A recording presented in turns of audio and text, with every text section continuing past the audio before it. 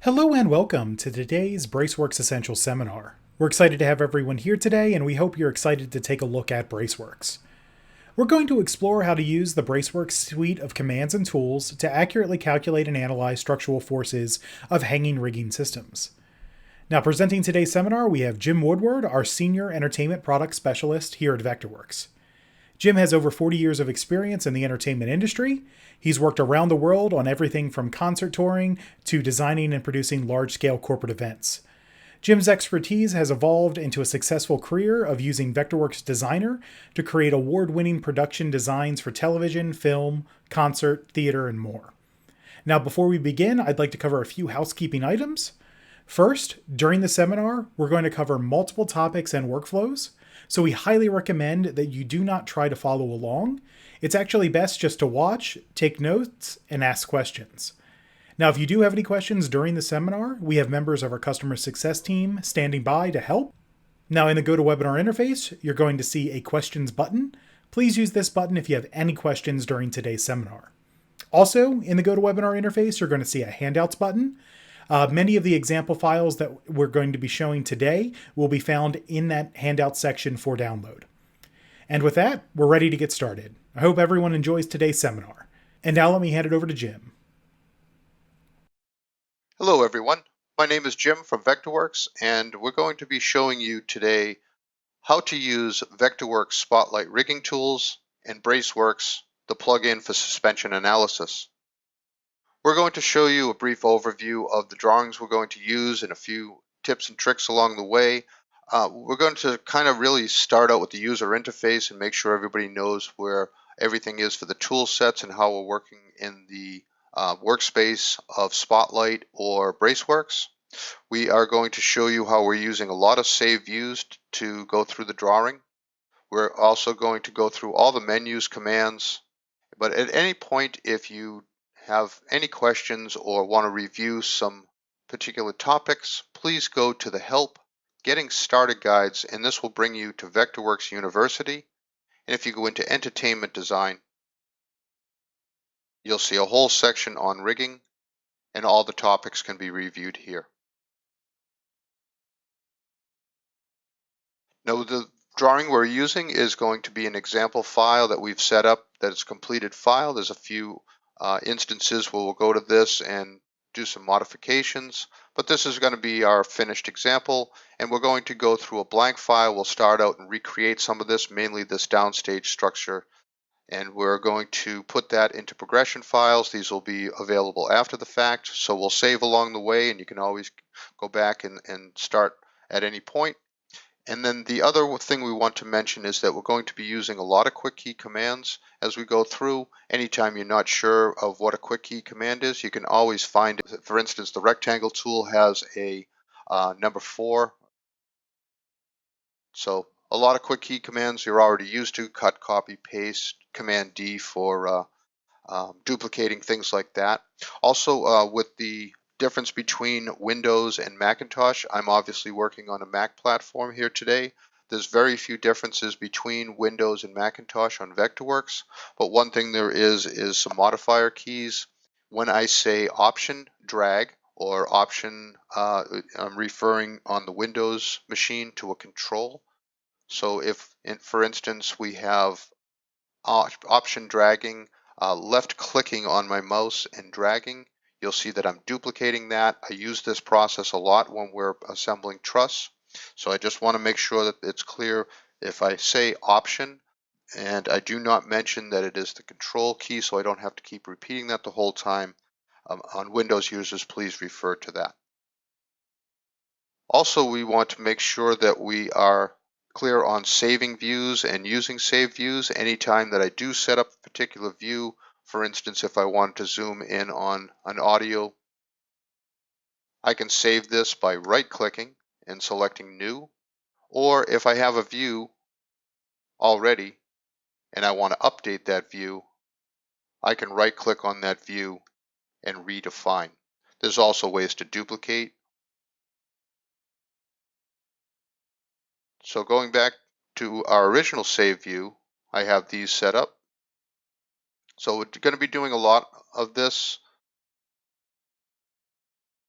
You save your render styles, your zoom and pan, class visibilities, whether or not you want to see things, you can toggle them on and off, and then resave those views.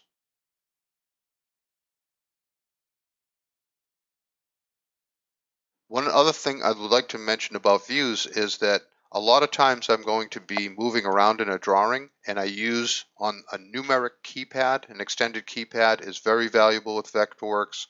It can be done on a laptop keyboard, but I really suggest that we are using an extended keyboard with a mouse. It makes the whole experience of navigating through a drawing a lot easier. And a quick explanation on that is the numeric keypad is really your legs to walking around in the drawing. 5 is from the top, 2 is from the front, 8 is from the back, 6 is from the side, 4 from the other side, 1, 3, 7, and 9 are your ISO views. Once you get used to walking around a drawing with your numeric keypad, you will very rarely have to go up here and go to pick a view, which can get very tedious. It can also be found up here, but there is so much time saved in using the numeric keypad. So let's take a look at the braceworks and spotlight workspaces. I'm going to go into workspaces and choose the braceworks. I have a very small amount of modification to this workspace. So everything you see here is as you'll see it as it comes out of the box. In the tool sets, in Vectorworks Spotlight, you'll have all these tools. These are all included with Spotlight. You'll get the Braceworks menu to be able to calculate and report on the structure. Now you can run inventory reports directly from Spotlight, but the calculations and the calculation reports will all be done through Braceworks. There are a few things in this menu that can be added to the Vectorworks Spotlight menu if you do not have the Braceworks plugin. Starting with the tool set, we have the lighting pipe tool, the lighting pipe ladder tool, the insert truss, which is using manufacturer's provided models. There is an auto connect system for attaching these trusses so that the forces go beyond the brakes, whether they're pinned or bolted, whatever the method. This will know that it's working as a system. In the insert truss mode, there is a single insertion mode, a distributed insertion mode where we can do lines of truss, a horizontal placement, a vertical placement, and a custom angled placement where you would put in the setting here. Now the distributed mode works in all 3 of these placements. Next we have the insert connection. The insert connection is where we'll add drops between an upper and a lower structure, or we can place a structural element on top, whether it has a clamp, a cheese burrow, or it ratchet strapped, whatever the method, to directly place a truss on top of another truss. And we also do that with the element below. The drop preferences, we can select. In this instance, I'm going to select a 1 ton. That'll be our default for the drop. And then we also have an offset so that if you have a clamp in between 2 elements, you can input the separation between those. We still are using the straight truss tool and the curved truss tool. They have simplified geometry and can have a cross section, which we'll get into in just a minute. So these work as in previous years to just put in a generic section of truss. And again, you can apply a cross section so that you can do calculations so that it can look like a very simplified truss but react as a manufacturer's supplied cross section file, and the reactions to the forces will be based on that cross section data. The hoist, we have a hoist or a dead hang. I'm going to show you a little bit about the hoist origin for a second. The hoist origin is where we can place multiple reference points for the coordinates for the hoist. If we select the seating, you'll see in the hoist origin, I can name this. Also some text options. But if we select the hoist, and let's say we want to select these four and say we want to measure those from downstage center, we can scroll down in the object info palette and select that we want that to be from downstage center. You'll see the coordinates have changed. If this I want to do from upstage center,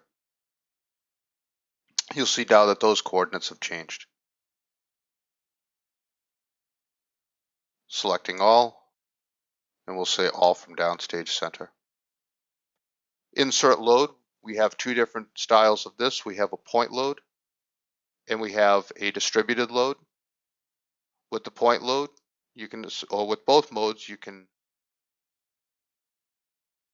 select the category as well as apply the weight. It can be changed after the fact as well, and a text orientation. We also have, again, the distributed, where we can set a polyline and have that distributed.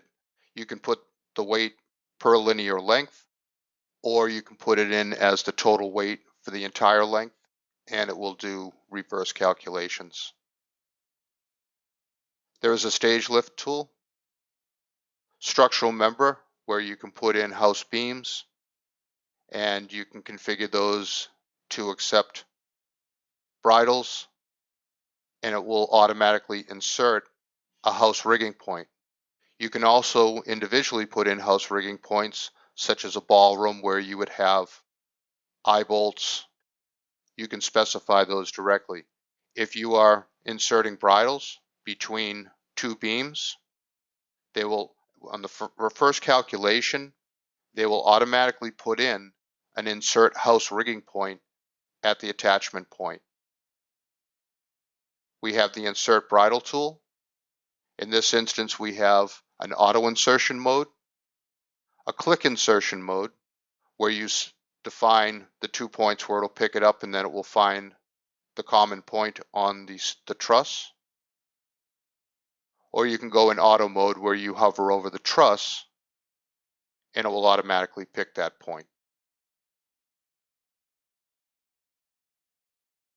In the manual mode, we select 2 points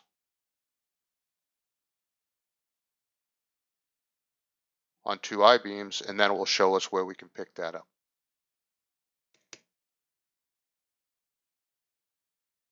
In the bridle, there is a dead hang, a 2-leg bridle, a reverse 2-leg bridle, a 3-leg bridle, 4-leg bridle, and a stack bridle.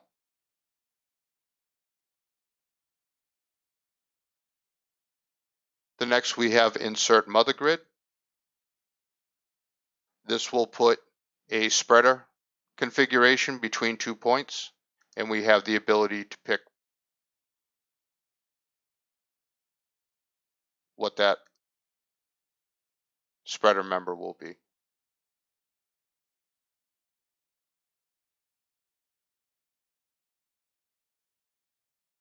And then finally we have manage loads.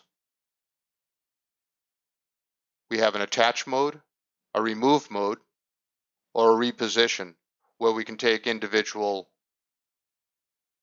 components and relocate them and make sure that they're attached. Speaking of attachment, once something is attached, you do not want to move it with a Z height. If you selected all of these trusses and move those in a Z height, you're going to break the connections to the motors. So the process is to select one section of truss and then change the trim height through the object info palette. You can go relative or absolute, and this will extend the chains as they're needed to, or if you're moving a stack system, if you have the upper structure is moving but the lower structure you want to remain in the same spot, and your high hook height is obviously not going to be changing, and it will move the upper support truss to its new location and extend and contract the motors attached to that accordingly. We'll show you examples of all these in just a few minutes. And in this, we can move a connected system, a stack system, or the entire system through this dialog.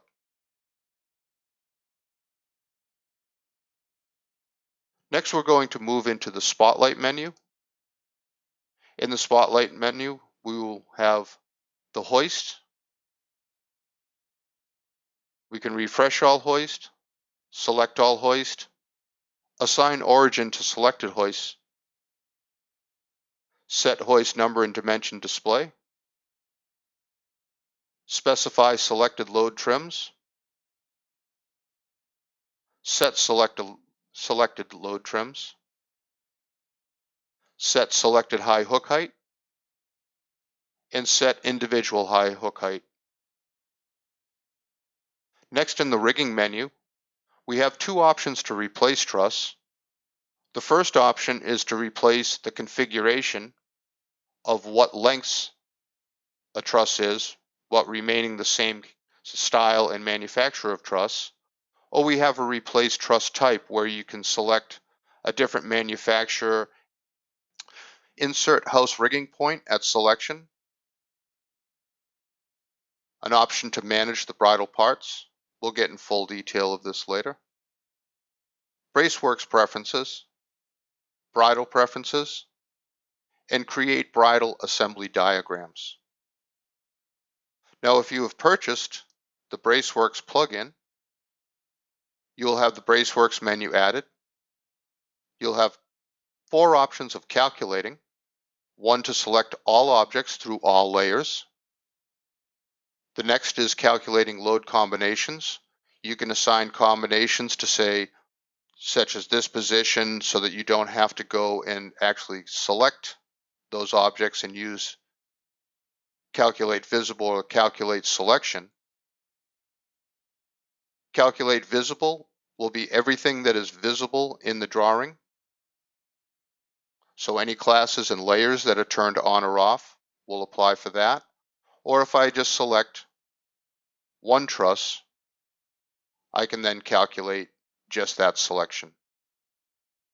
Once you have calculated, you'll have a lot of other information overlaying the drawing, influence lines and notations. There is the option to clear calculation results, and this is very good procedure after you have run a calculation. If you're going to edit, a lot of times you just want to clear the drawing and then you'll be recalculating either way. There's a method of system checking all objects so that you do not have to run full calculations to make sure everything is connected. If you do want to see what is attached to a system, you can select one of these trusses and say select system objects, and it will show you everything that is attached in that system. In this instance, if we selected downstage truss and we selected system objects, you'll see that all these lighting devices are attached to those. The same instance upstage, we have a curtain truss, and if we selected that, you'll see that the curtain is selected as well. Next, in the Braceworks menu, we have an option of exporting Braceworks structure. This can go out as DSTV or SIA, and we can use load combinations. We have not applied any just yet, but we can apply those to what is being reported. All objects, selected objects, or visible objects.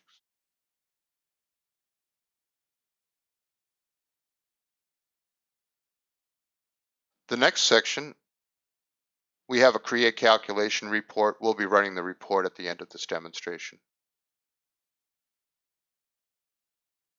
Calculation overview. It'll show you errors and warnings if you have things that are not attached, or if you have motors that are, or excuse me, hoists that are have the same name. That will show you all the information there. We have a cross-section workload, a hoist workload, and these can be sorted by hoist number, type, capacity, or percentage. You can export this. And the last tab is better described after we run a calculation, so we'll get back to this one, as well as the cross-section workload, load overview, and scale influence lines. Once we run a calculation, we'll show you these. Insert drop. These next are available to add to a Vectorworks Spotlight workspace, and these will be included, even though they're in the braceworks menu, to insert drops, add point loads at selection, insert distributed loaded selection, some truss conversion, converting to a truss, and converting a truss to a symbol. And we'll show you an example of resetting braceworks IDs. One other thing I wanted to mention is some of the snapping options. I'm going to zoom in a little bit on this truss, and I'll show you that in classing, we have a simplified view for truss. If you toggle this on, when you apply, say, a hoist, with simplified, you have a lot more variance to where you can place an object, regardless of the snapping. To geometry, when you have the simplified toggled off, you'll see that I'm only able to apply to intersecting geometry. So turning simplified on, you'll see that I have a lot more variance. The straight truss option and curved truss option are both still available from previous versions, and the reason for this is that these are a very simplified geometrical representation of truss and can be customized for square tubing very quickly and easily in dimensions, and they can have a cross section applied to them. Now these will react to the forces as the cross section brand and type is applied, but it will look like a very simplified version and could be very useful when working with extreme amounts of truss or in bringing trussing into pre-visualization software where geometry is a factor. So in this instance, I'm just going to leave this at 20-inch box truss and show you that there are some ways to strip down this geometry. If we're going to say that this is, let's say, 20-foot stick, we can then,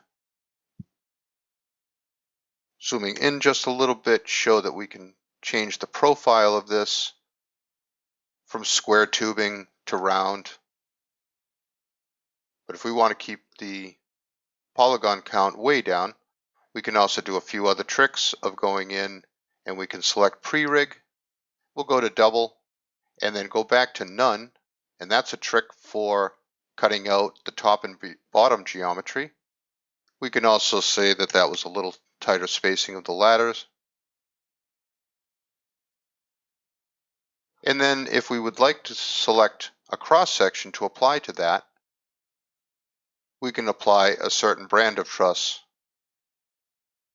and that will calculate, take the measurements from that truss for the dimension of the box, and then be able to calculate based on the manufacturer's cross-section data. Now I've created a template file braceworks demo v1, and we'll add these as progression files as we go along. So what I'm going to do is start by showing you truss insertion. Selecting Insert Truss tool, we'll go and select a particular branded style of truss. In this case, I'm going to bring in some Euro Truss FD34. If you see this dialog box, it means that the item that you're bringing into the drawing, the truss record already exists in that drawing, and do I want to replace it, merge, or rename? In this instance, it's best to merge the format. That way any fields that are in the record will be added to this as opposed to replacing them, or using the existing one, you might be deleting some of the fields that are available in either of those records. So best to use that merge.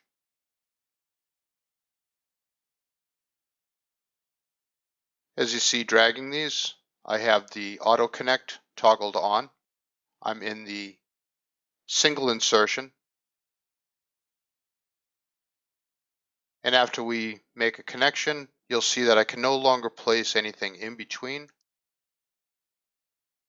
And it's just simply a matter of making the connections. I have a 120-degree corner block. And you'll see if we zoom in a little bit that I have two options.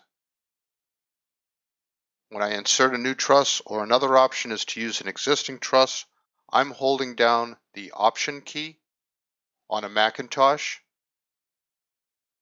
It is the Control key on a Windows machine. And you'll see as I hover over the possibility for the next connection, I can toggle either direction. And I'm just holding down the Option key as I drag this.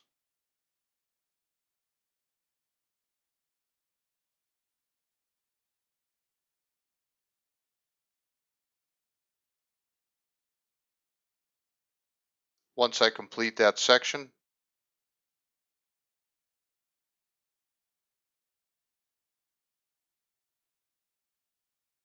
I can take entire runs and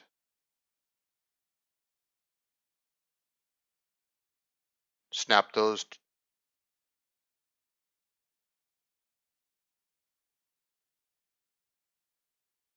And if I needed to insert a section in there, I can just drag these over without holding a modifier key. And then I can add sections here and then rejoin this group to that original. To make sure that the sections are connected, if you select any one of the trusses and select System Objects, you'll see everything that is connected to that. If I select one, again, I do have Change Trim Height of System, and this should be utilized whenever there is a hoist attached, but it's a good habit to get in just to use this to change elevation of any system. So we're going to move this downstage a little bit. And one thing that you can do if you have a section that is not necessarily centered, but you want it centered, is grab all of those trusses in Modify, Group, and then in a top plan view, you'll be able to select 0, tabbing to the next field, 0, enter. You'll see that I have now aligned that exactly to the center. So I also want to show you that we can be doing this all in a 3-dimension as well. We'll select those two pieces of truss that I just dragged, duplicated. We'll zoom in a little bit. And you'll see if I drag this one over, I now have 4 different directions.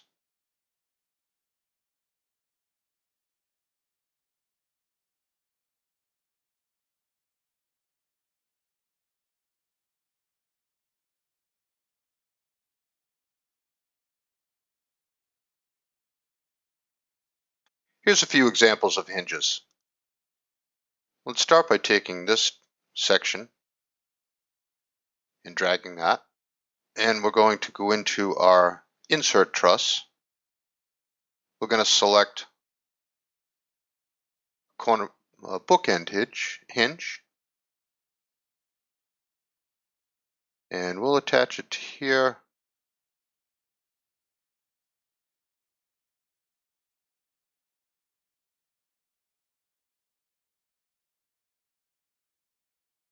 We're going to change the angle of that to 45 degrees. And we'll drag this truss over.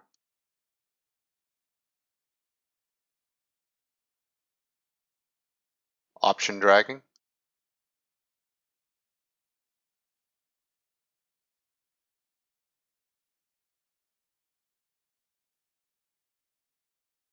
We can also go to the front. Let's say we want to swing these up. We'll zoom in here.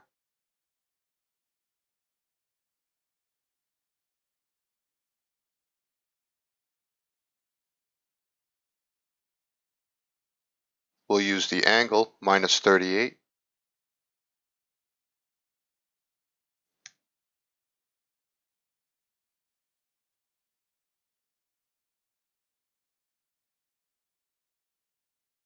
And we'll change the trim height on that, -48.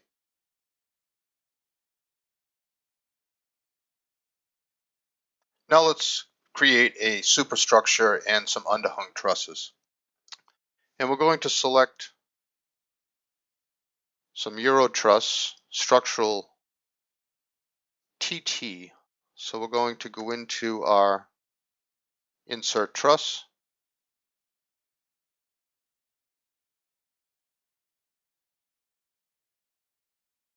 And we'll grab a 350, merging the format. We'll start with that. We're also going to grab a corner block.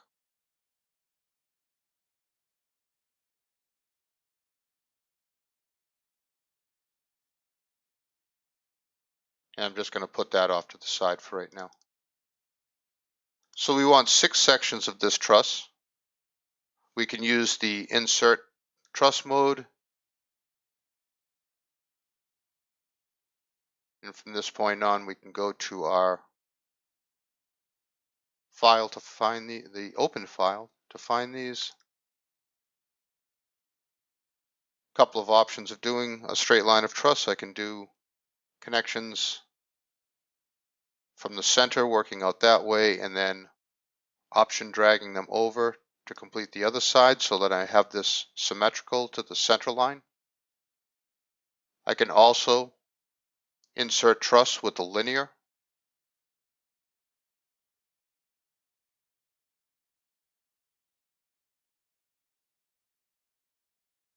In that case, I was just over the line and it added 1 extra.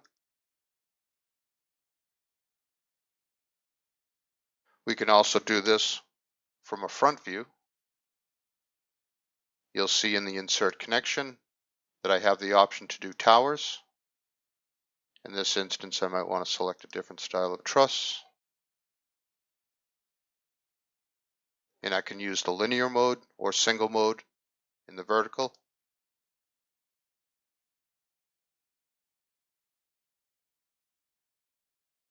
As well as giving them an angle.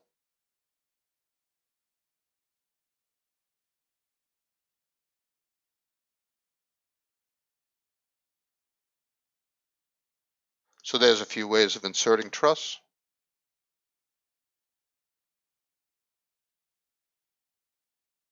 Now let's start off with our mother grid. I'm going to add corner blocks. I'm holding down option again as I drag.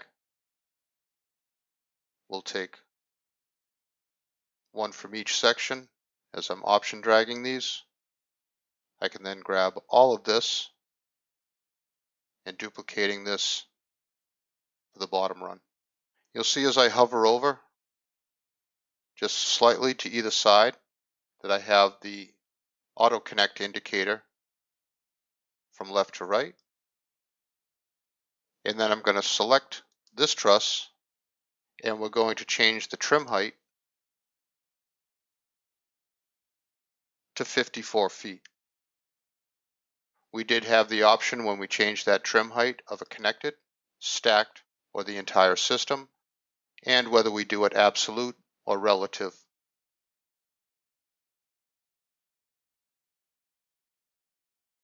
This should be all centered, but just in case I'm going to group it, and we'll see we're just slightly off, and then ungrouping.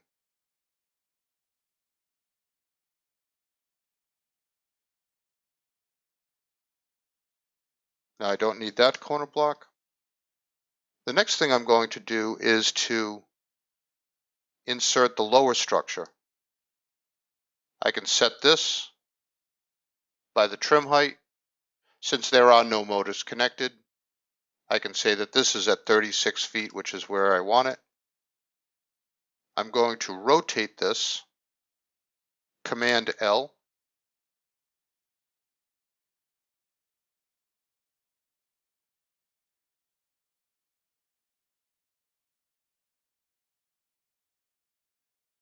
and with both of those selected, selecting the insertion point, I'll line those up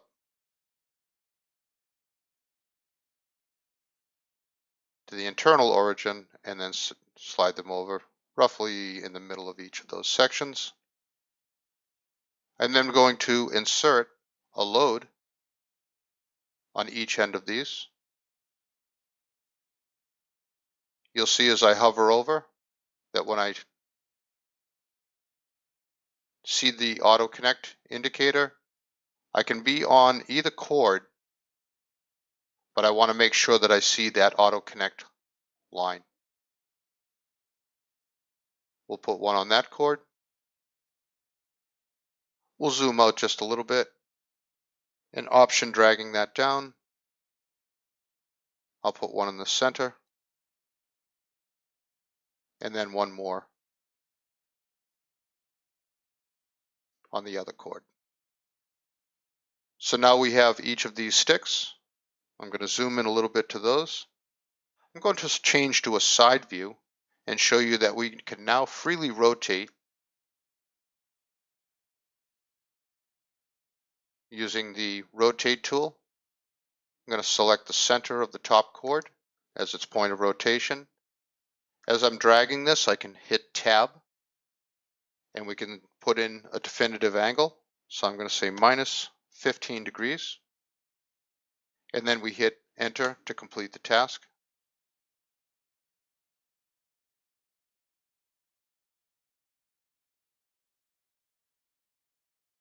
Now that we have this first section, I want to duplicate this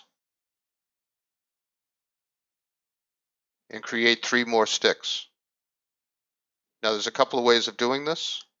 I could use the mirror tool and select the center.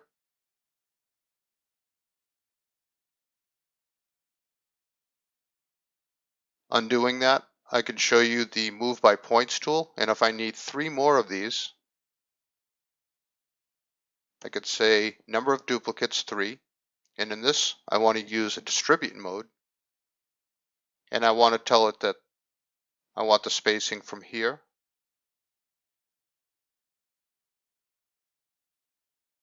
to here, and that gave me 3 duplicates evenly spaced.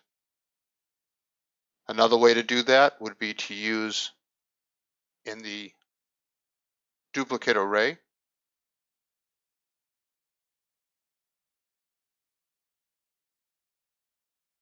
where we can make linear arrays, circular arrays, whatever the case may be. So there's about 3 or 4 ways to duplicate those. There's a few ways that I would suggest would be the move by points is my favorite. So next we're going to move to a side view. We'll see we have this system needs to go up above. So we'll select one portion of that, and I'm going to bring that up to 54 feet.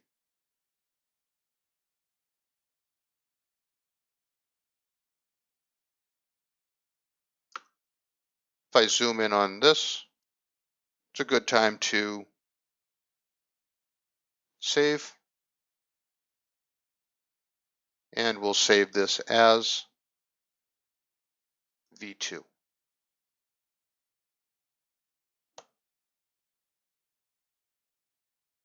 Now I'll have all of this selected, and I'm going to need to get back to that view every once in a while. I'm going to save this view as grid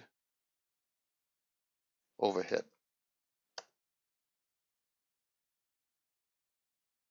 Now I need to put it in a hoist. I'm going to start off with the upper structure, and I'm going to select, at this point, I'm going to start with a 2-ton. This is going to be super grid. The hoist position, the body is going to be down. And I'll give those an upper hook height of 85 feet.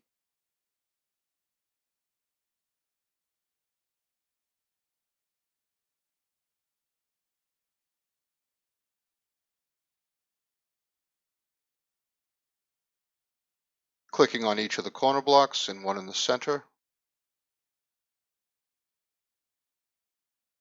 And then going to select all of these. I'm going to use one of my favorite tools, the Select Similar tool. We'll grab one hoist, and I want to number these. I can number these individually through the Object Info palette, or we can use the Spotlight numbering command. In this instance, we're going to select hoist number, and we'll start at 101. We're going to go left to right in a secondary direction of top to bottom.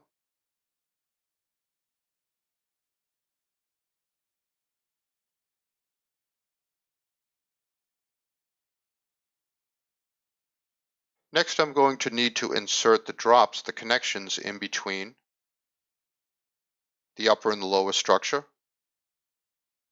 If I go to a perspective view, I can do this one at a time by using the insert connection.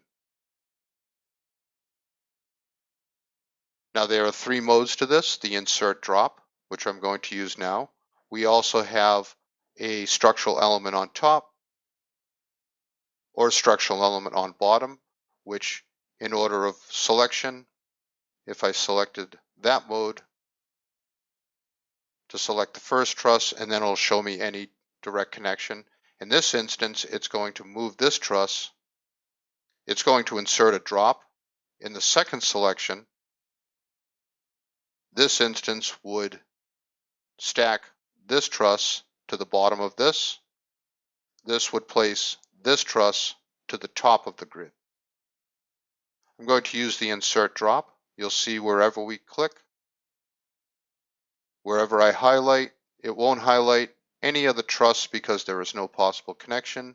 As soon as I hover over this truss, it will show me where the plumb pickup is for that. I'm going to select, in this instance, a 1/2 ton. And then I could also connect this side. Now I'm going to need to do that 6 more times. There's another method.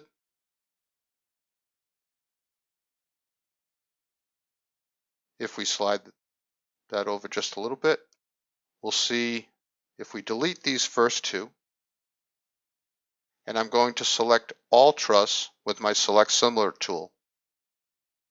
With all truss selected, I go to the Braceworks menu, Insert Drop.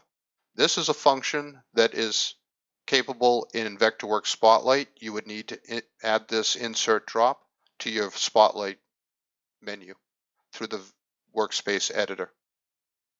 Selecting the Insert Drop, it's going to automatically put in those drops. While I have those selected, I'm going to say that those are coming in as 1/2 tons, and I want those to be hoist body up.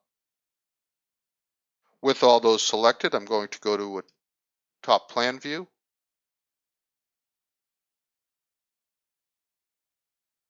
And we're going to go into spotlight numbering, and we're going to say that these are 201 using the same directions.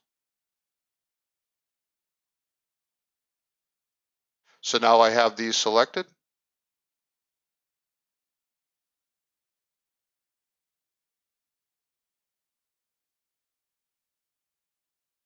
If I want to change the trim height, if I select that, you'll see that I can go into the change trim height of system.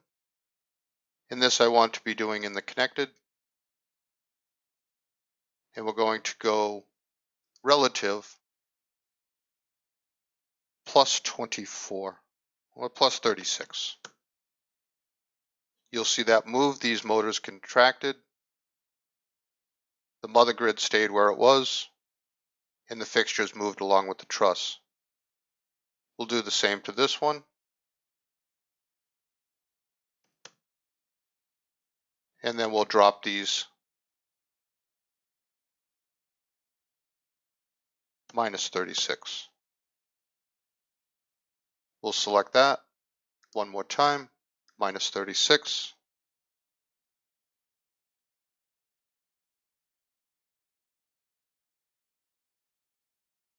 And there we have our assembled structure. If I wanted to move the mother grid, the super grid, whatever you'd like to call it, if I change the trim height of that and go up, let's say plus 24, you'll see this structure moved, the upper hoist contracted, the lower hoist extended. So want to make sure anytime you move truss, to move it from the change trim height of system and not through the Z height. In this example file, I have some underhung truss and I want to connect these with some inverted half tons. You'll see from a front elevation, a side elevation, and an overhead view. So I want to make all these connections. And there's a very quick way to do that. I'll go back to my perspective. I'm going to use the Select Similar tool. I'm going to select any one of the trusses. Now that these are all selected, I'm going to go to the Braceworks menu, Insert Drop. This is also available to put in to the Spotlight menu if you don't have Braceworks through the Workspace Editor. And you'll see we have all these hoist. I'll invert those while they're all selected.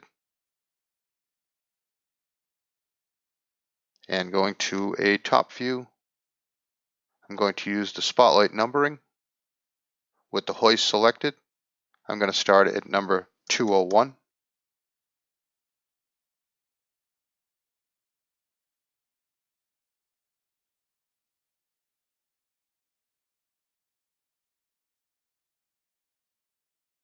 And you can see we just numbered all those hoists in just a few clicks.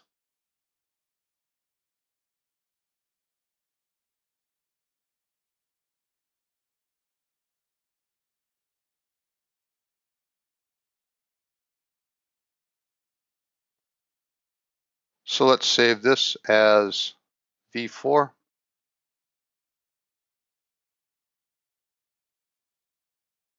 And now selecting the lower hoist,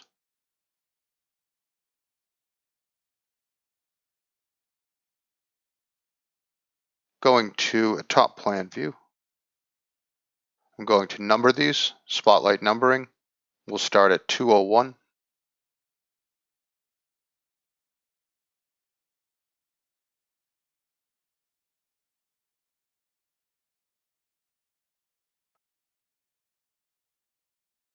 Now opening an example file for attaching some loads. We already had an example of attaching some lights.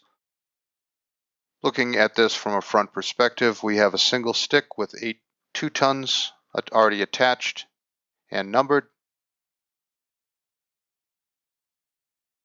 Now going to a view with the motors turned off temporarily, let's go into our event tool set and let's add a video screen. We'll place it at the center. I'm going to use some custom dimensions and say that this is 60 feet wide. We're going to go to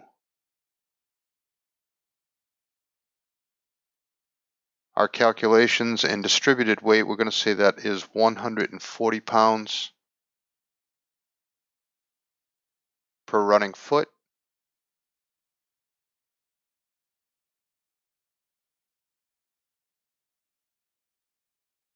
We'll see that that is attached to that truss by selecting the truss. And we'll see that selecting system objects that is selected. We're also going to put a curtain on the back. I'm going to go to our soft goods tool.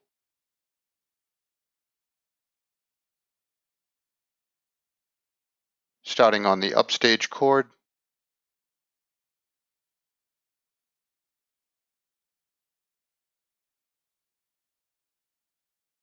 With that selected, I'll say that that is 16 pounds per foot. Say that's an LED curtain, got some weight to it. We can also put a distributed load in without representation of a symbol and just put that information for the weight. If we went to our insert load, we have two different modes. We have a point load or a distributed. If I did a distributed, I can use any polyline.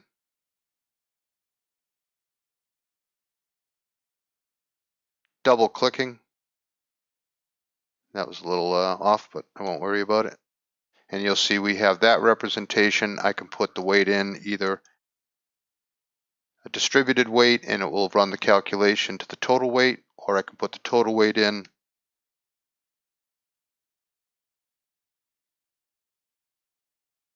And it'll do the reverse calculation. Deleting that, since I already have that curtain in representing that weight. I'm also going to put a point load on either side. If I select the point load, we'll say that this is scenery. And let's say that that is 320 pounds. I have some options for text. And we'll put that right at the end of the truss. I have the option to show the load category and also show a symbol. In this instance, in this file, I have an example of a 600 pound weight. I'm going to use that symbol.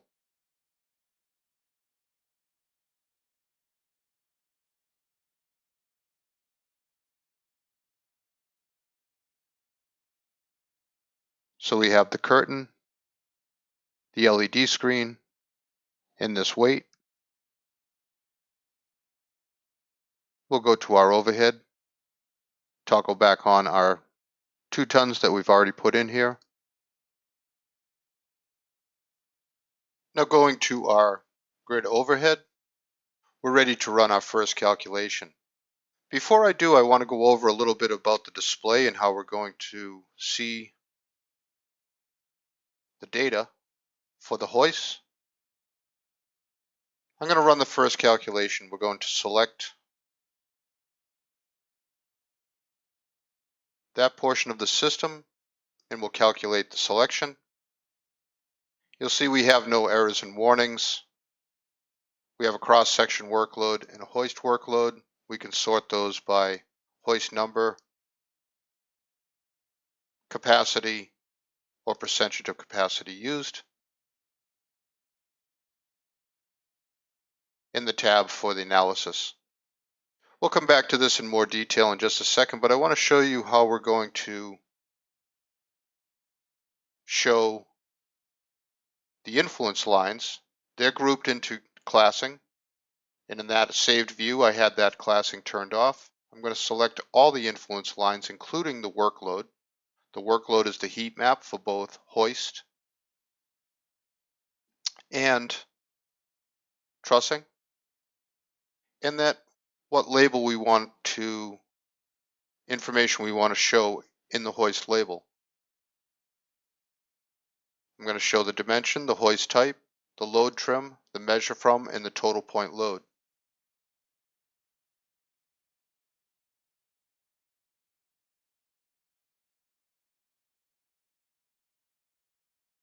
Then when we run the calculation,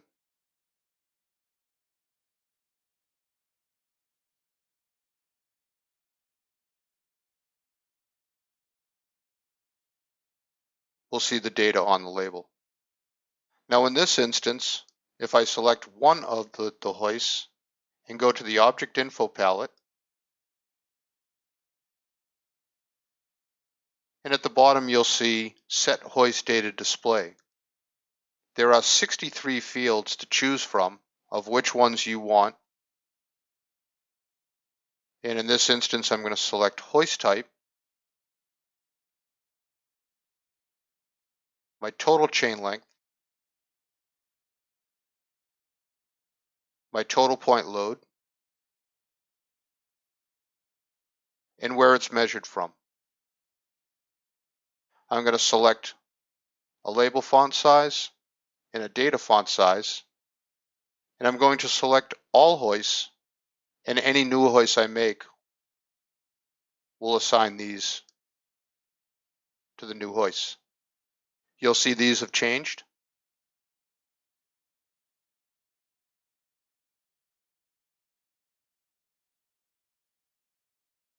And since there's a little information just hanging over, I'm going to redefine my grid overhead to include those new classes that we toggled on. So in this instance, when we move into one of the displays, to one of the hoists, I'm going to toggle off my workload,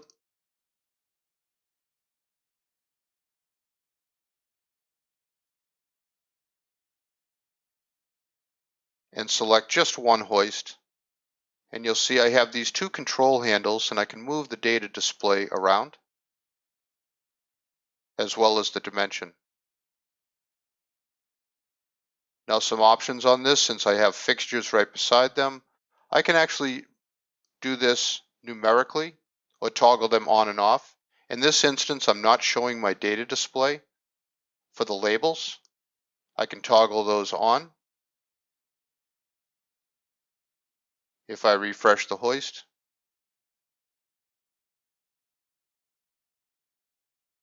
in that instance, it's probably better underneath the hoist. I can also do this numerically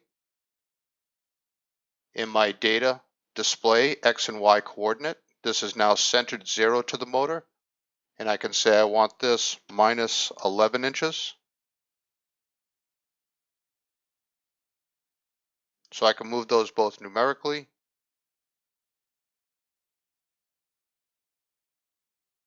or dragging the control handle. This one I'm going to do minus 24, tapping to the next field, minus 24. Excuse me, 24. There we go.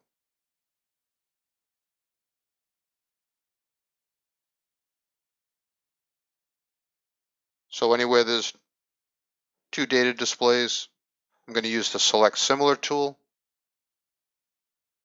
selecting all hoists, and we'll say that we want all those to show the data labels, and we'll refresh those hoists. Going to our top overhead, for the grid.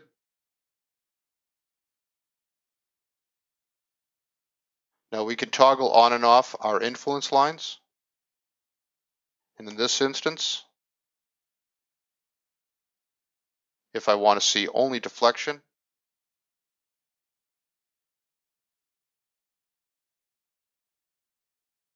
if I want to see only my workload, you'll see that the hoist and the truss are colored. I want to show one thing on how these react in our document settings in Spotlight Preferences. There are options for the loads and rigging. One, to automatically assign trussing to its own classing by the name or the type of truss. You can add a prefix. Also, to modify the truss object color, I'll show you an example of this in just a second. And automatically assign the class of all point and distributed loads as well.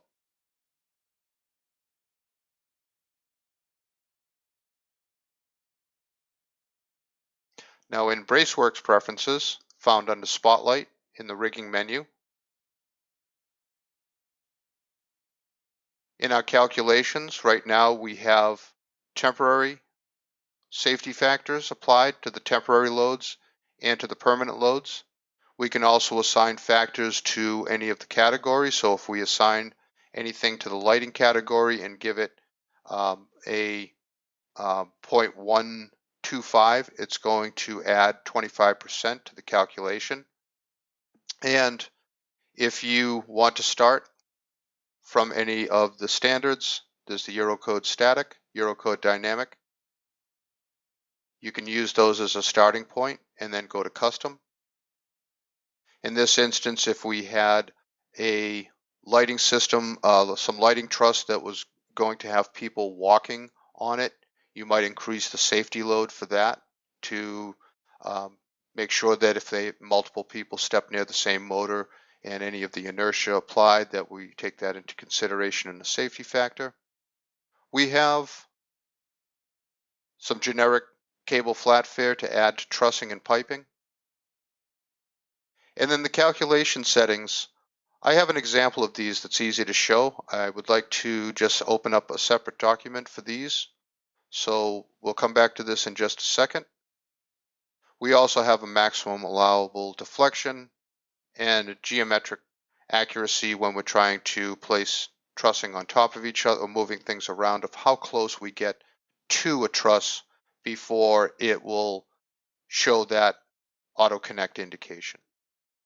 So we'll come back to this in just a second. I want to show you in a separate file a little how some of these preferences are going to work. I'm going to open up this example file for how the calculations are working and how we're setting them up in the preferences. I'm going to select a piece of truss, and if I right click on it, I'm going to see we have an option to customize the truss symbol data. Now this is where we're applying a cross section. In this instance, we have a piece of straight truss. It's some Christie's type B. The length is 6 feet. It's indicated from this length. If it was in a corner truss, we would have some angles and some other dimensions as well. Hinge truss, where the center of the hinge is and its angle, and circular truss for its diameter. But back into the straight truss, we have its name, its type, its length, its total and distributed weight, whether it has a neutral connection or male and female or no connection at all. And then it's only connectable with type B style truss. Now this is what we're referring to as a cross section. In this instance, the manufacturer has supplied this truss. If we did not have the manufacturers, we could apply rigid. It will act as the strongest piece of truss. It won't have any deflection. It will calculate the other loads, but it will not deflect. We have custom for any structural engineers to add the information. And if we go to any of the manufacturers supplied, you'll see that these are all grayed out. If I start from that and I go to custom, I can then edit these. You'll see it has its material applied, 4 tubes, 3 tubes for triangle, 2 tubes for single dimension truss, and its lattice design. In this instance, since the manufacturer supplied, I'll stay with the type B.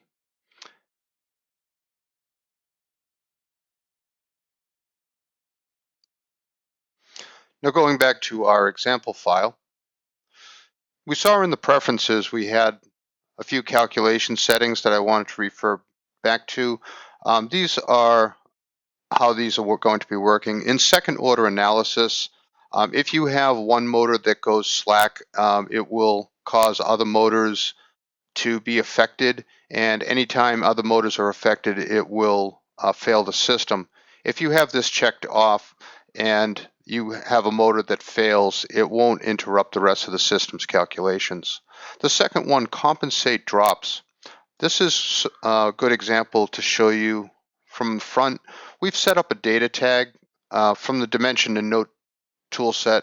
We have a feature for data tags where you can take any information from a record or from a parameter from an object such as a truss or a hoist, and you can take that information and put it onto a tag. I've set this to face front. I've just rotated it in a 3D plane, and it has a few fields already attached to it.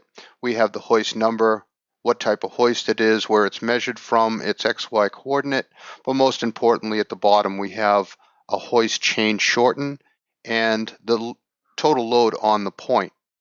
So looking at this from a front view, we'll have a few examples of how moving a feature called chain shorten as well as this compensate drop works.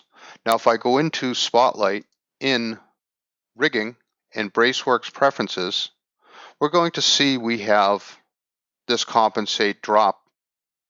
Now we're going to run a calculation for the first time. And when we run this calculation, we'll see the influence lines come into play.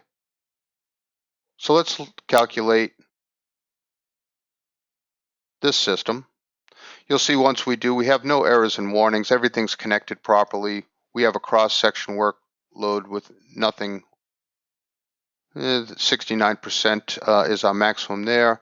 And our hoist workload, we have nothing that's over 69%. So now we'll see our deflection lines. I have right now in classing, I have just deflection on, and I have the workload also on. We'll see we have just about the same amount of weight on these, 1061 and 1116. And with compensate drops, right now, this is allowing this lower structure to start level. If I have in preferences, in Spotlight rigging preferences, you'll see when I have this checked, if I take this off and go back and recalculate, you'll see that this lower structure is applying deflection from the upper structure.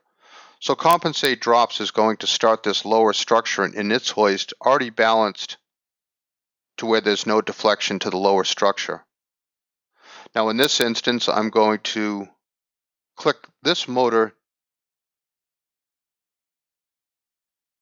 down just a touch with the change shorten function and see its effect. I'm going to go to minus 0.125, just 1/8 of an inch. And let's recalculate that. Before we do, 2698, 1065, 1095.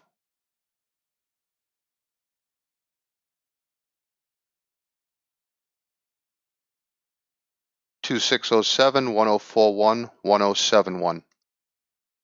I'll take the chain shorten off of this back to 0. And I'm going to just bump down just to click on this motor, minus 0.125. Let's recalculate.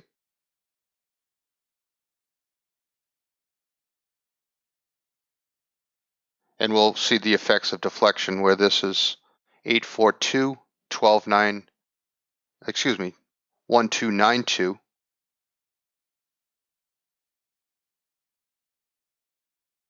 We'll bring that minus 0.25 and see a more dramatic effect. 619, 1490. Let's take both of these and let's give those both a change shorten of minus 0.25.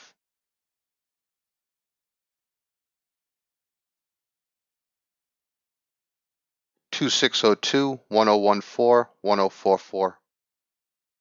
We'll go back here to our braceworks preferences, compensate our drops,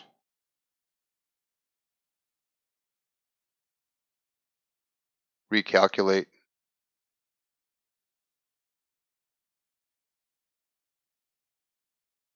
So that's an example of adjusting with compensate drops and seeing the deflection.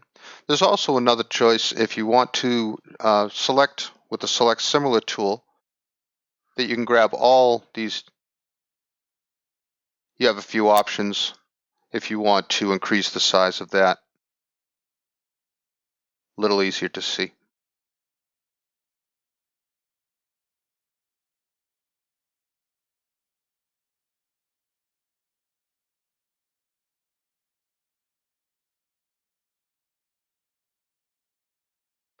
While we're in this file, I also want to show the scaling of influence lines. Going back to the rigging, braceworks preferences, we have automatic scaling checked. So when we ran the calculation, it automatically scaled these lines. If I go into braceworks into scale influence lines, in this instance in deflection, you'll see that it multiplied it 193% or 193 times. You'll see if I slide this, it represents in a much steeper curve. So the automatic works well, but if you want to adjust this,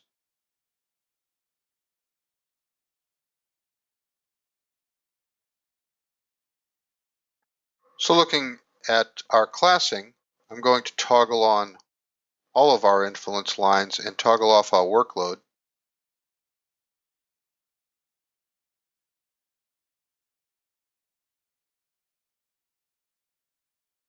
And we'll save that as a view.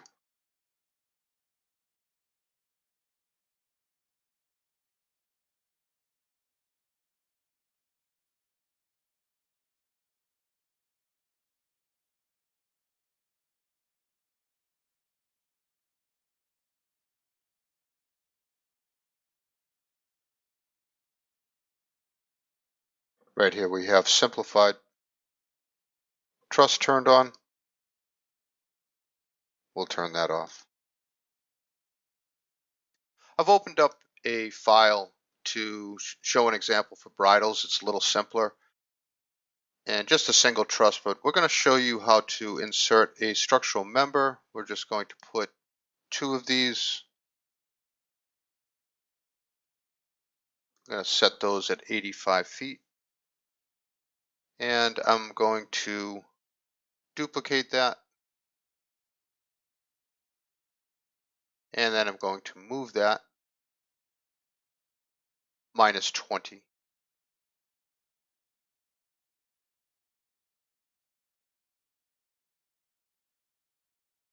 Let's go and show you the insert bridle options.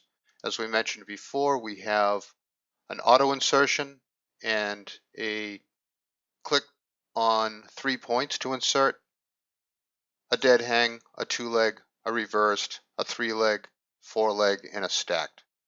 In this instance, we'll stick with the 2-leg bridle, and you'll see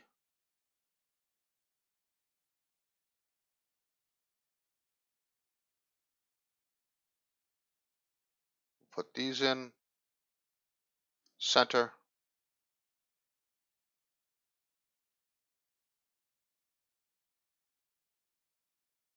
Once those are all in, I can select those with the Option key held down, dragging and selecting those.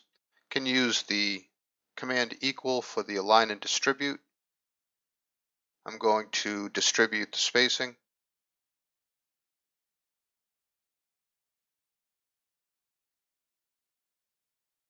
Now when we run the calculation for these,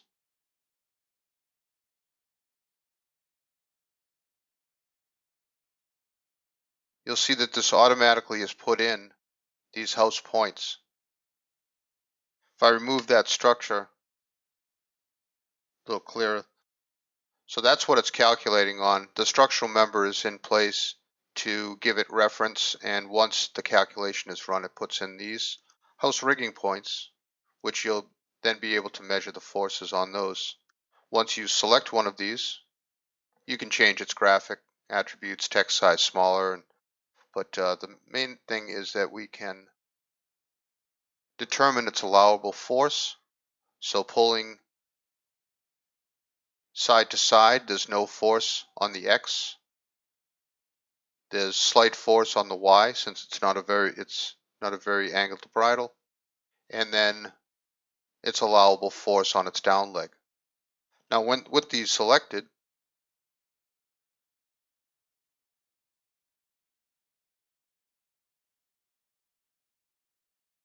I'm going to go to an ISO view.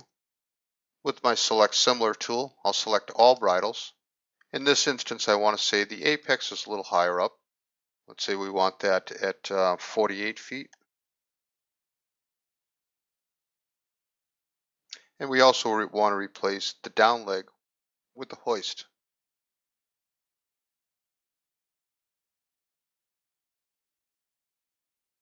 And I'll put a half ton on those.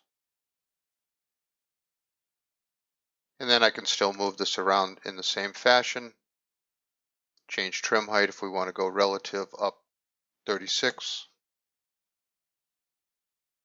Now bridle configurations are set in rigging. We'll go to the bridle preferences. We can use default bridle parameters of inserting by degree of the angle of the leg length, the down leg length, or the apex height. We have a setting for the minimum bridle leg angle and the maximum bridle leg length. We have some options for the default shackle, whether we want to use a stack chain or a chain shorten with the hooks, and whether we want to put the stack chain on the top of the leg or on the bottom of the leg.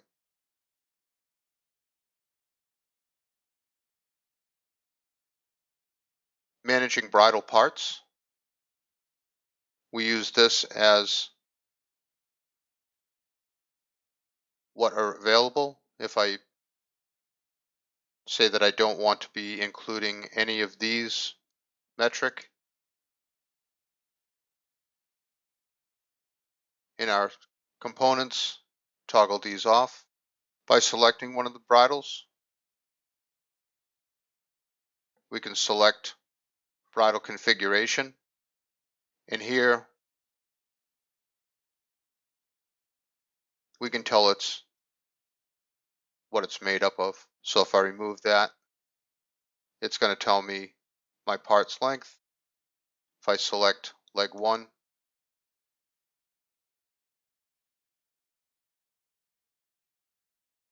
since that's an even bridle, 38 feet, and now this is 31.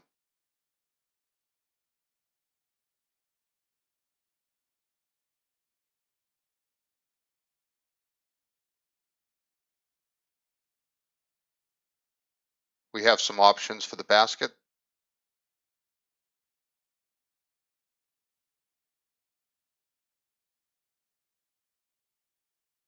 We also have the ability to select all of those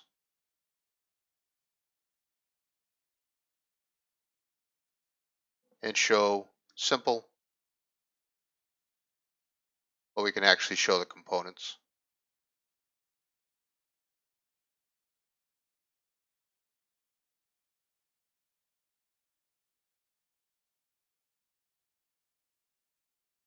Since I did multiple configuration in the object info palette, selecting just one, I see my part's length,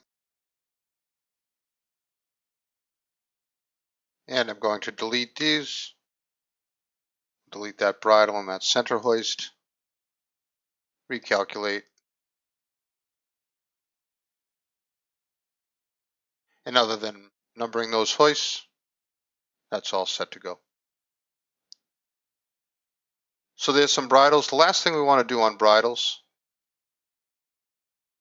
and we can quickly number those hoists with our number command. We'll start with 1, recalculating. We're all good to go. So next, what I want to do is create some bridle assembly diagrams. What I'd like to do is also select just these bridles, and I'm going to use the numbering command as well. And we're going to, in the name, we'll start with bridle just 1 through 4. So these all now have an individual identification.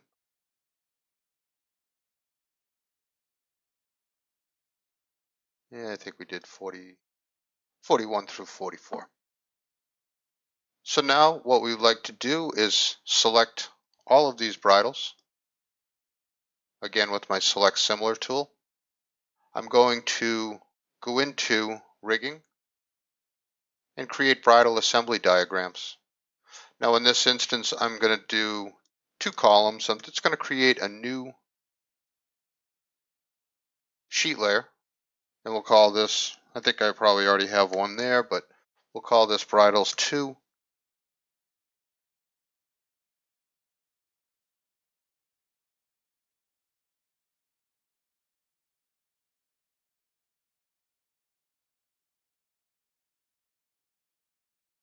And since these are a little large text, well, with all of them selected,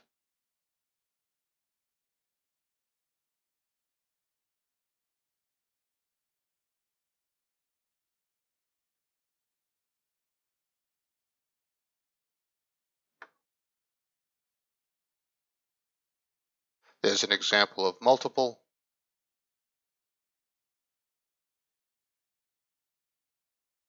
Now another example file. After we've inserted a system of truss and we need to replace a style of truss or its configuration, I'm going to go into this example file and we'll go into our design layer. I want to show an example of this line of truss. I'm going to select this Broadway style truss, and in rigging we have replace truss and replace truss type. We're going to start the first example with replace truss type. Replace truss type, we're saying that we do not have Broadway style truss and that we need to replace it with a different style of truss. In this instance, we're going to go with the Tyler GT. We'll see on the right hand side that we can align the bottom chords or the top chords. The Tyler GT truss has a much lower profile. The gray is the original truss, the red is what we're replacing it with. We also have an option to offset that, but we'll leave that aligned to the bottom.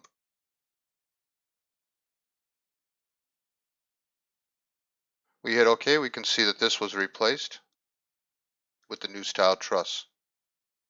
Next we have some configuration of these V trusses, that these are made up of 2 10-foot sticks each. If we want to replace these, in the Spotlight rigging menu, you'll see replace truss. Now what this is going to do is say for those 4 lines of truss, I can set up a truss inventory And of this, if I select, let's say I could just select all of them and say that I have 24 of everything from that inventory.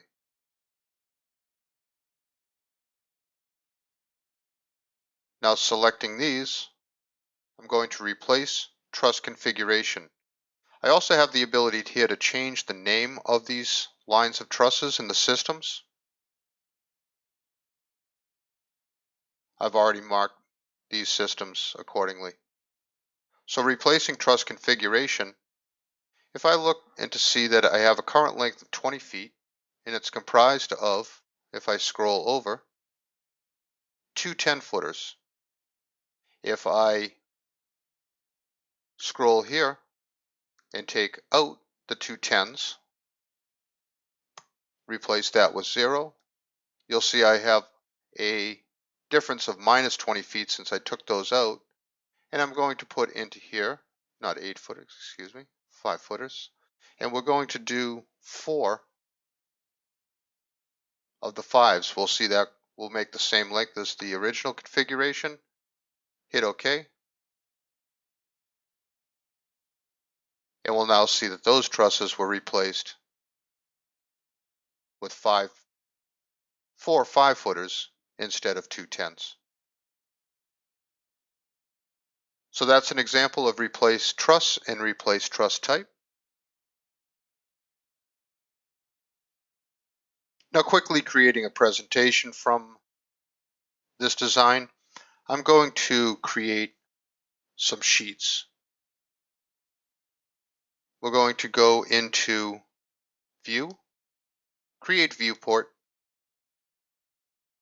and we'll call this Rig Overhead Wireframe, and we'll put that onto a new sheet layer.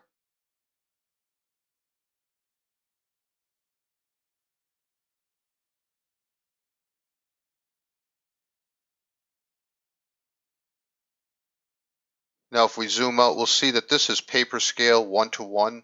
The sheet layers, you don't change the layer scale for these. The viewport itself is scalable. You can also change its view, its scaling, its render style, its perspective.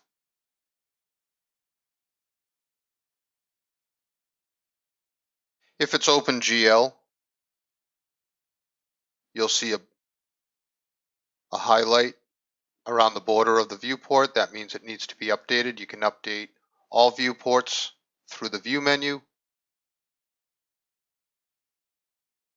or updating selected viewport. Individually, you can select multiple viewports in the design layer for each sheet, and you can update multiple viewports with the update in the Object Info palette. Once I have this view, I can use that. We'll scale that down just a little bit. We'll drag that up here. I'm going to option drag this. We'll set that at a top plan. Dragging that. We'll set this to front elevation.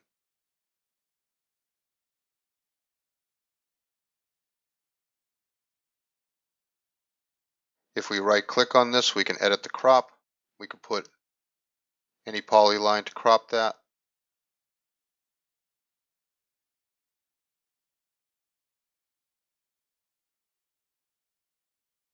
Sliding that one up a little bit. We'll drag that down. And then we'll have this one as our side elevation.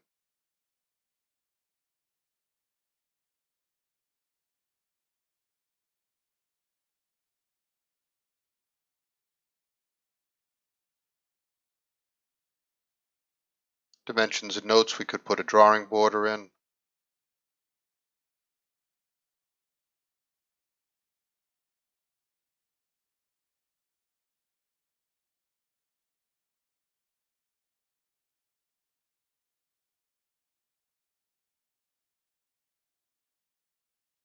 little bit of rearranging, some annotations.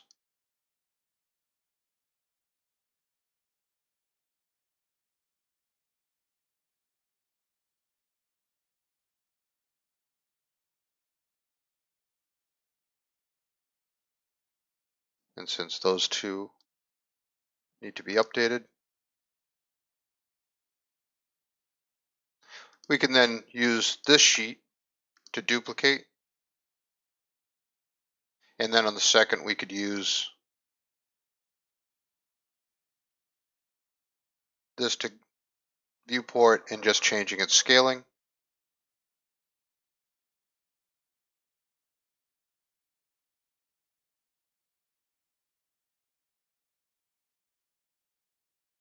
Creating a single view. So once you have one viewport, it's very easy to duplicate that and then just change the settings. And from there, once we have multiple sheets, we can go into our publish command, whether these be saved views or sheet layers. I can have multiple sheets and save sets, and then I can publish these PDFs, images, or directly to print. There's some file export options, but once you set up these, and then once you have files that you have all the presentations all set, and say in a venue that you're using quite frequently, don't forget that you can save as a template file, and then you can have that as a basis to start each of the production designs without having to recreate all these sheet layers and all these different views. And if you're, like I said, working in the same venue, the same theater, arena, whatever it might be, that you can set up the venue and all the classing, all the layers, all the save views, all the sheet layers, and all you have to do is worry about the actual components on the stage or around the stage. So great way to use some sheet layers for presentations. Also worksheets can be added to these, so we could run reports from Spotlight by going into reporting and creating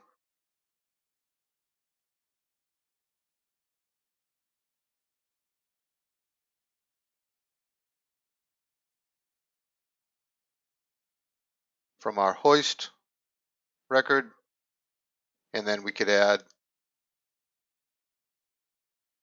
all or any of these fields.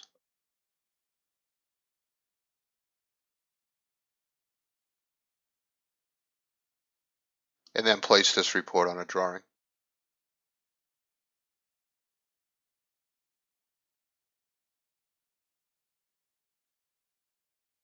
So that's a little bit about our presentations in our sheet layers. So finally, a walkthrough of a finished drawing. In this example, we'll go into a few saved views to start.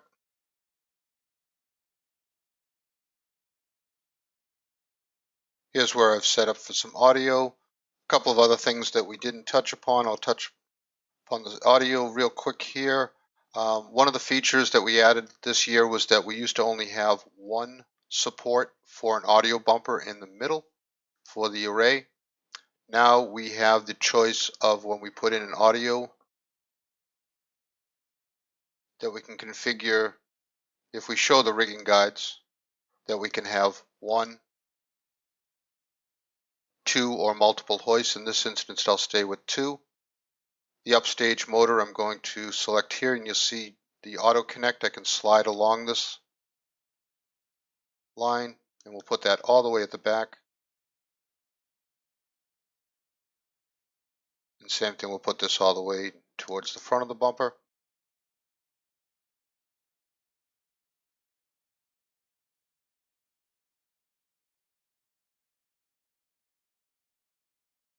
We've configured this rig where we have both the instances of bridles as well as dead hungs.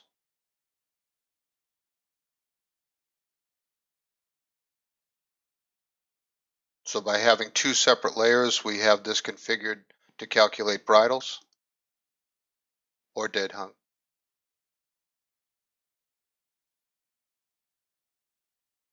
By setting these out from different classes and layers, separating out just our lighting fixtures, just our hoist.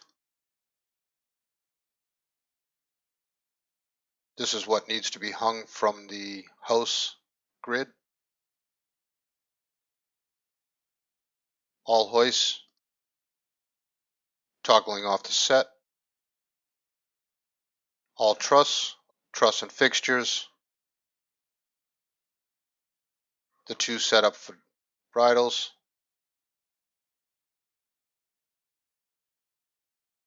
A few saved views.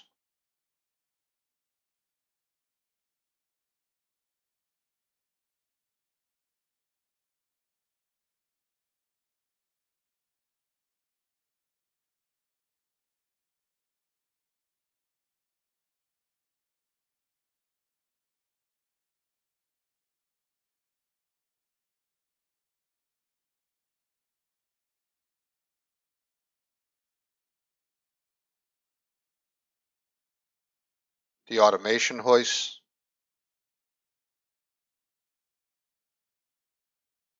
Data visualization,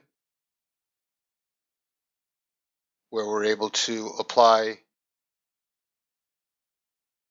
for this instance, fixtures by universe. If I edit, you'll see that I've defined the criteria to find fixtures. I'm using a parameter from the lighting device, going by universe. I had 10 universes. I was able to auto color these. In this instance, I want the ones that don't have a universe, that aren't assigned, to be no color.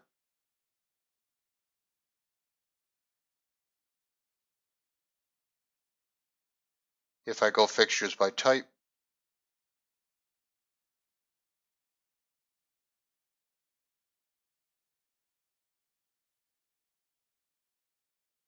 or truss by type, excuse me. I want to select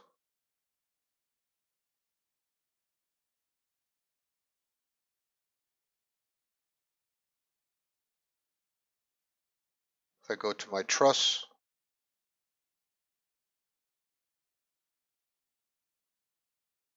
and select a data visualization, truss by type.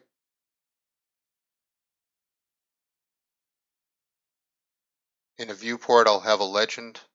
If I create a viewport from this, I can also toggle off the viewport. And new in 2020, if I select certain truss, and with this option on in Spotlight Preferences, that if we assign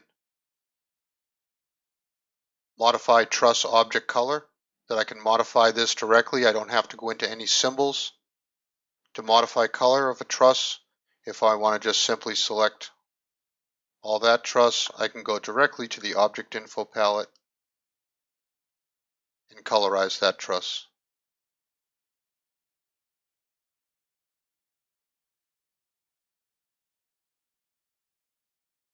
So before you had to go into the symbol definition of all those symbols, now you can just override those with that function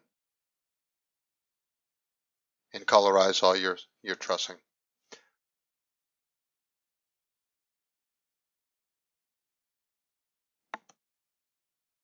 That works in 2-dimension from a top plan.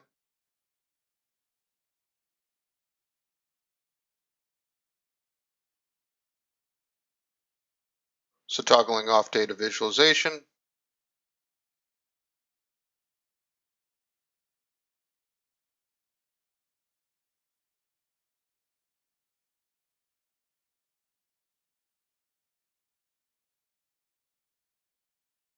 I have a setting for an MVR export for just fixtures and just the scenery I want going to a visualizer.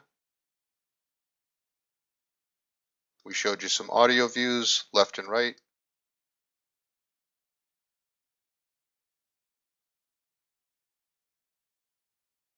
And one last perspective. So that's how we're using saved views. And a lot of people have been asking how I'm using a hidden line look, but being able to freely rotate without having to re-render. And I just wanted to show you as we're closing how you achieve that. I'll go into a front elevation,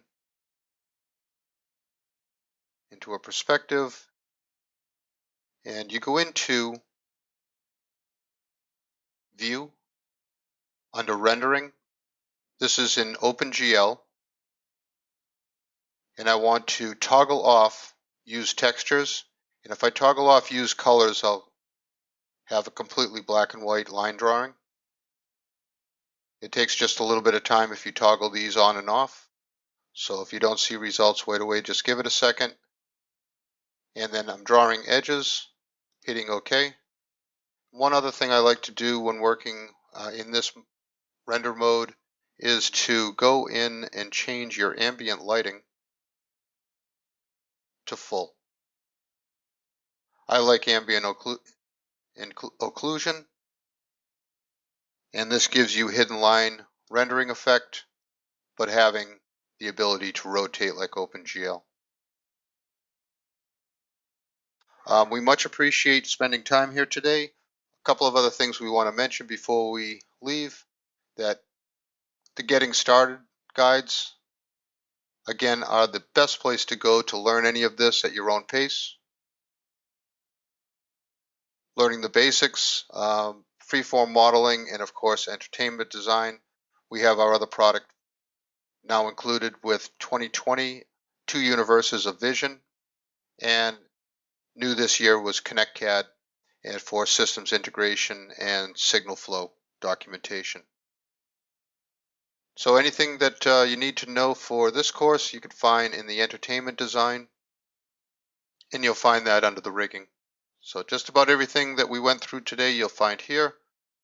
Please check us out at vectorworks.net, and we thank you very much for joining us. Hey, thanks, Jim. That was an excellent presentation. Now, before we wrap up today, I wanted to mention a few additional resources. First, if you're looking for additional training materials or resources, as Jim mentioned, we highly recommend heading over to the Vectorworks University at university.vectorworks.net. There you're going to find hundreds of training courses, videos, workflow documents, sample projects, and more. The Vectorworks University is a great resource to help you while you're exploring Vectorworks software. Now, I do see that we have a few additional questions still coming in, so our customer success team is going to hang out for a little while longer to answer all of your final questions. So with that, I would like to thank everyone for joining us today. We hope everyone learned a lot and that you're ready to get started using braceworks. So thanks again, and have a great day.